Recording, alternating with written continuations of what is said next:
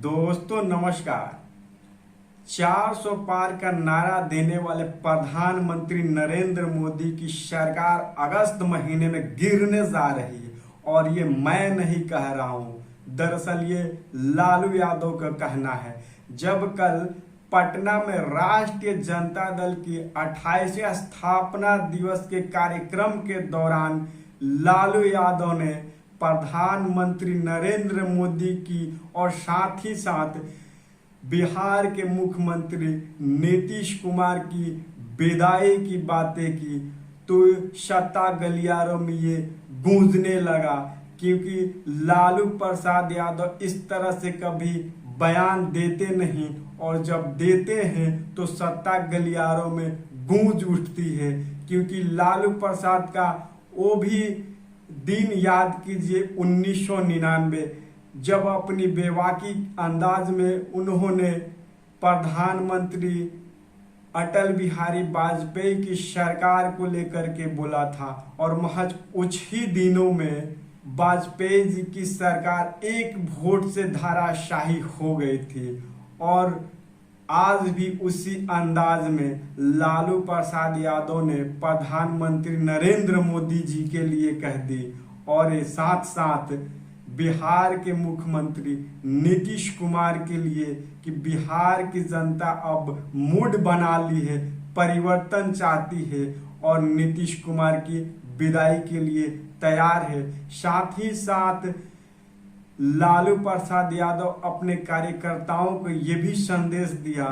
कि वो एक्टिव रहें, तैयार रहें, क्योंकि बहुत जल्द ही बिहार का विधानसभा का चुनाव होने वाला है। और दोस्तों लालू प्रसाद यादव कोई इस तरह से बयान देते नहीं हैं और जब देते हैं तो सत्ता के गलियारों में गूंज उठता है, क्योंकि लालू प्रसाद सिर्फ बिहार के ही नेता नहीं है, इस देश के तेज तरार माने जाने वाले उन नेताओं में से एक हैं। और लालू प्रसाद का ये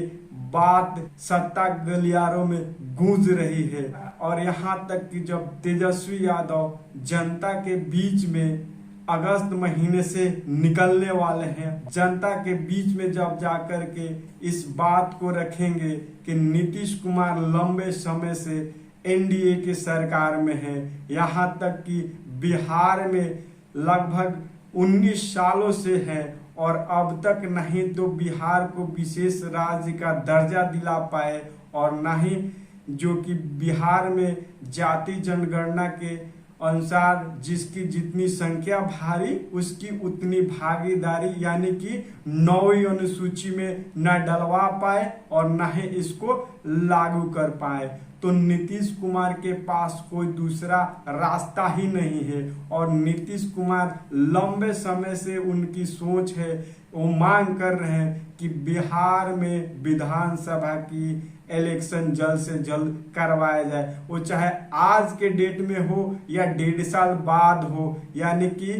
नवंबर 2025 तक। अब नीतीश कुमार के लिए रास्ता इतना आसान नहीं है और नीतीश कुमार चाहते हैं कि अगले 5 साल तक वो बिहार में फिर से जमे रहें, लेकिन इतना आसान नहीं है क्योंकि नीतीश कुमार जितने समय से है एक ही टेप बजा बजा करके बिहार की जनता से वोट लेकर के राजनीति बरकरार रखे हुए हैं, अब ये कतई दिख नहीं रहा है। तो दोस्तों और उधर चंद्रबाबू नायडू जब अपनी लंबी फहरिस्त के एक लंबी सी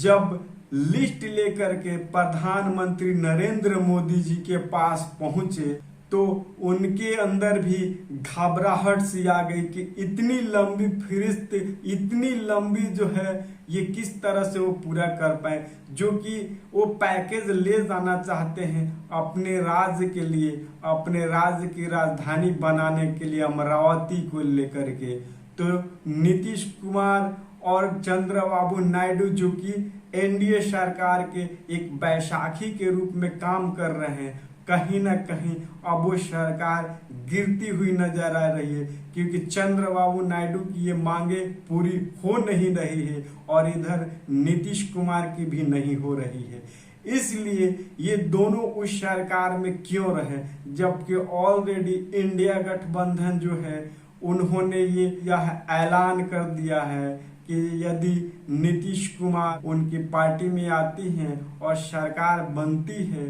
तो नीतीश कुमार को बिहार को विशेष राज्य का दर्जा और बिहार में जो जाति जनगणना के अनुसार जो आरक्षण देने हैं उसको 9वीं अनुसूची में रख करके बिहार में जिसकी जितनी संख्या भारी उसकी उतनी भागीदारी इसको पूरा करने के लिए भी वो मान चुकी है। तो इस तरह से नीतीश कुमार फंसते हुए दिख रहे हैं और आगे देखिए अब क्या होता है, क्योंकि इधर चंद्रबाबू नायडू और दूसरे तरफ नीतीश कुमार, इन दोनों की मांगे पूरी हो नहीं रही है। इस बात का ये भी सबूत है कि अब नरेंद्र मोदी की सरकार ज्यादा लंबे समय तक चल नहीं सकती और इंडिया गठबंधन जो है अपना कार्यक्रम शुरू कर चुकी है। हो सकता है कि अगस्त के महीने में कुछ बदलाव देखने को मिले, देश की सत्ता में कुछ चेंज मिले। तो दोस्तों अपना ध्यान बनाए रखें और देखते रहें। यदि आप सब हमारे चैनल को सब्सक्राइब नहीं किए हैं तो सब्सक्राइब करें, लाइक करें, शेयर करें और इंस्टाग्राम, फेसबुक, ट्विटर पे फॉलो करें। तब तक के लिए दोस्तों नमस्कार।